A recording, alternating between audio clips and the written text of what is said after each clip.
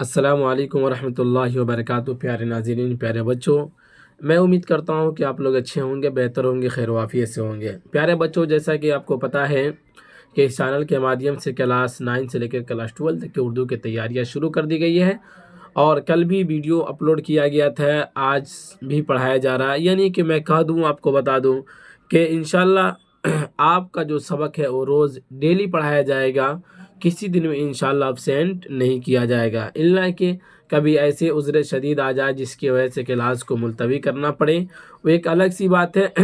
लेकिन कहते हैं ना कि जब बंदा हिम्मत करता है तो फिर खुदा की जानिब से मदद भी आती है। तो लगातार क्लासें दी जा रही है, हम उम्मीद आपको दिलाते हैं कि इंशाल्लाह इसी तरीके से लगातार आपकी क्लासें भी आपको दी जाएगी।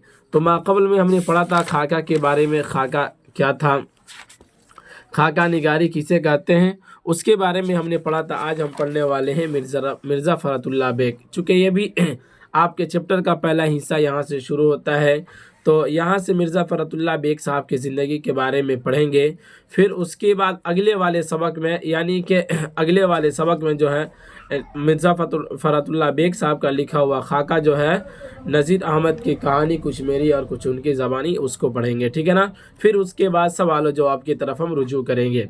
तो देखते हैं, बयान करते कहते हैं कि मिर्ज़ा फ़रतुल्लाह बेग के जद्द अमजद मिर्ज़ा अफ़ज़ल बैस बदख्शां से तरके वतन करके शाह आलम सानी के ज़माने में हिंदुस्तान आए और फ़ौज में मुलाजिम हुए।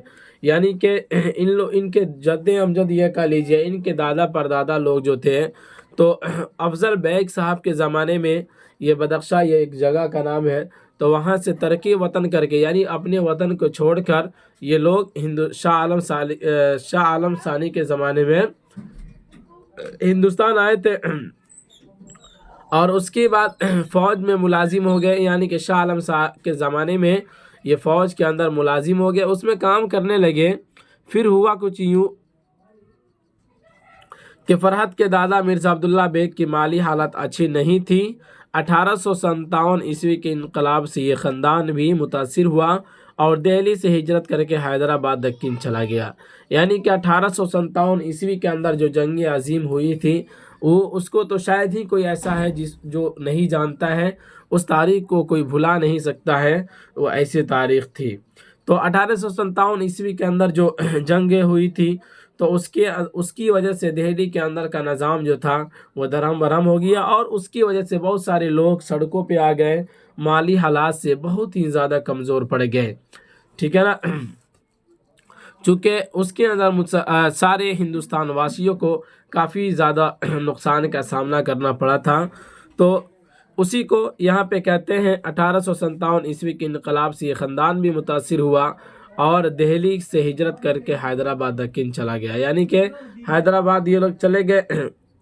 उसके बाद कहते हैं तज़किरा नवीसियों के मुताबिक मिर्ज़ा फ़रतुल्लाह बेग सितंबर 1883 ईस्वी में पैदा हुए। यानी कि लिखने वालों ने ये लिखा है कि मिर्ज़ा फ़रतुल्लाह बेग साहब जो थे वो 1883 ईस्वी सितंबर के महीने में पैदा हुए थे, लेकिन ख़ुद उनके बयान के मुताबिक वो अगस्त 1885 ईस्वी में तवल्लुद हुए थे और यही दुरुस्त है। यानी कि तज़किरा नवीसियों ने, यानी तज़किरा लिखने वालों ने यूँ लिखा है कि वो 1883 ईस्वी में पैदा हुए थे, लेकिन ख़ुद मिर्ज़ा फ़रतुल्लाह बेग साहब का कहना यह है कि इनकी पैदाइश जो हुई थी वो कब हुई थी, 1885 ईस्वी में अगस्त के महीने में हुई थी, ठीक है ना।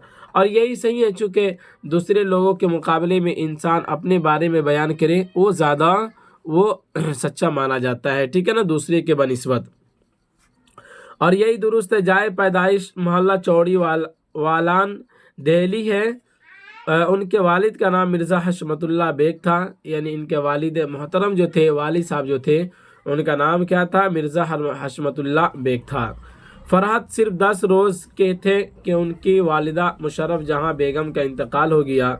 उनकी लावलद और बेवा फूफी हुस्न जहाँ बेगम ने उन्हें अपनी औलाद की तरह पाला। यानी कि इनकी फूफी जो थी लावलद थी, यानी उनके पास कोई औलादें नहीं थी और बेवा भी थी। बेवा कहें तो यूँ कि उनका शौहर जो था उनका इंतकाल हो गया था, तो वो इस माना कर वो बेवा थी, ठीक है ना। تو وہی ان کی پھوپھی جو تھی حسن جہاں بیگم ان کی پرورش کرتی ہے۔ آگے بیان کرتے ہیں، حضرت نظام الدین اولیاء کی درگاہ کی مسجد میں ایک بزرگ سید ولی اللہ رہتے تھے، انہوں نے ہی ان کی بسم اللہ کرائی۔ یعنی کہ نظام الدین اولیاء کی درگاہ کی مسجد میں ایک بزرگ سید ولی اللہ صاحب رہتے تھے، اور یہی سید ولی اللہ صاحب کی بسم اللہ کراتے ہیں، کن کا؟ مرزا فرات اللہ بیگ صاحب کے، ٹھیک ہے نا۔ مولوی قمر الدین سے کلام پاک پڑھا، یعنی کہ مولوی قمر الدین صاحب سے انہوں نے قرآن پاک کی تعلیم پائی۔ گورنمنٹ ہائی اسکول کشمیری دروازہ دہلی سے انٹرنس کا امتحان پاس کیا۔ 1901 عیسوی میں ہندو کالج میں داخلہ لیا، یہاں 1903 عیسوی میں انٹرمیڈیٹ کی سند حاصل کی۔ یعنی کہ 1903 عیسوی میں یہ ہندو کالج کے اندر یہ 1901 عیسوی میں یہ داخلہ لیے، اور چونکہ انٹرمیڈیٹ جو ہوتا ہے وہ 2 سال کا کورس ہوتا ہے، تو 1903 عیسوی کے اندر یہ انٹرمیڈیٹ کی یہ سند حاصل کر لیتے ہیں۔ اس کے بعد کہتے ہیں سینٹ اسٹیفنز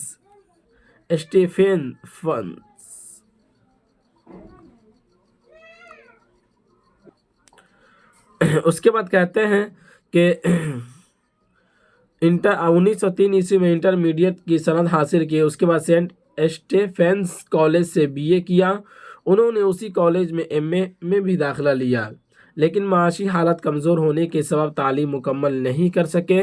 اپنی تعلیمی زندگی کے دوران انہیں کھیلوں سے بہت دلچسپی رہی، کرکٹ، ٹینس، بلیرڈ، چوسر اور شطرنج وغیرہ سبھی کچھ کھیلتے تھے۔ یعنی کہ جتنا ٹینس ہو گیا، بلیرڈ، یہ چوسر، یہ سب کیا ہے؟ یہ کھیلوں کا نام ہے۔ تو ان تمام کھیلوں سے ان کی دلچسپی جو تھی وہ کافی زیادہ رہی ہے، ٹھیک ہے نا۔ اس کے بعد کہتے ہیں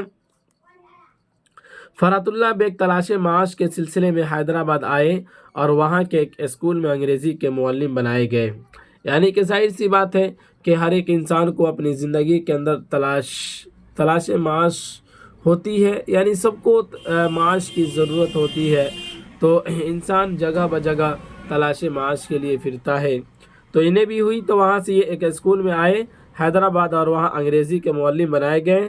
1908 عیسوی میں ہائی کورٹ میں مترجم مقرر ہوئے، یعنی کہ مترجم کا لیجئے ترجمہ کرنے والے، ٹھیک ہے نا، ٹرانسلیٹ جسے کہتے ہیں، وہ ان کو مقرر وہاں پہ مترجم کی حیثیت سے مقرر ہوئے۔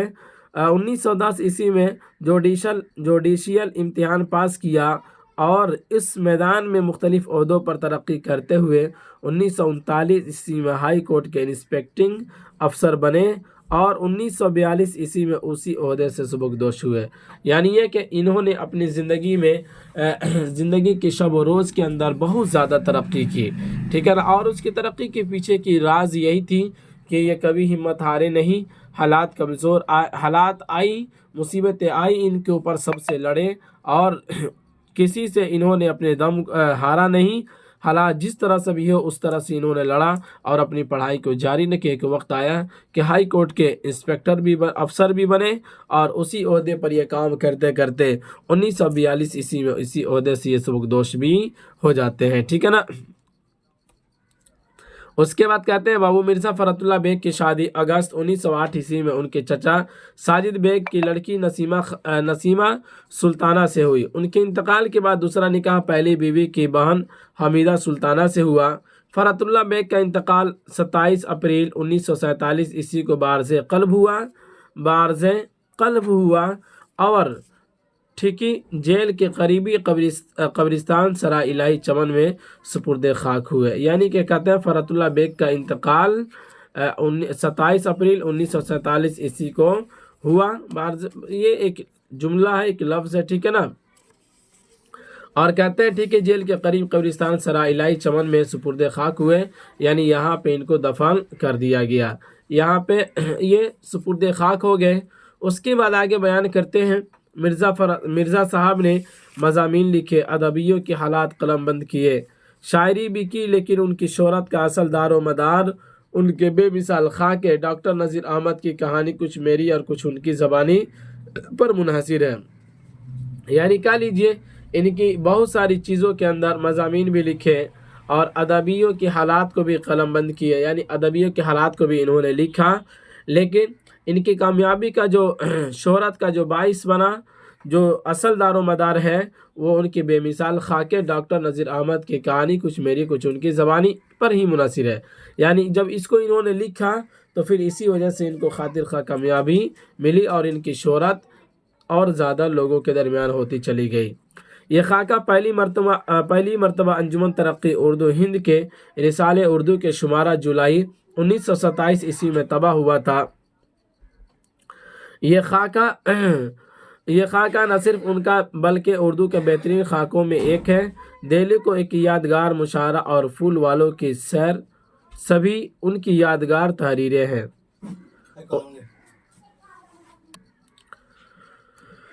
اس کے بعد کہتے ہیں یہ خاکہ نہ صرف ان کا بلکہ اردو کے بہترین خاکوں میں ایک ہے۔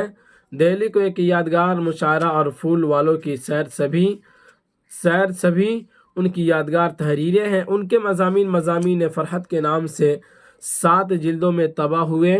ان کی دیگر کتابوں میں انشا، دیوان یقین، دیوان نظیر، میری داستان اور میری شاعری اہم ہے۔ یعنی کہ یوں بتاتے ہیں کہ ان کے بہت سارے ترقی پسند جو انجمن ترقی اردو ہند کے رسالے جو تھے، تو اردو کے شمارہ میں جولائی 1927 عیسوی میں یہ تو شائع ہوا تھا۔ یہ خاکہ نہ صرف اور بھی بہت سارے اردو کے بہترین خاکوں میں ایک ہے، یعنی اردو کے اندر جتنے بھی خاکے ہیں تو اس کے اندر اس خاکہ کو کیا مانا جاتا ہے؟ ایک بہترین خاکہ مانا جاتا ہے، ٹھیک ہے نا۔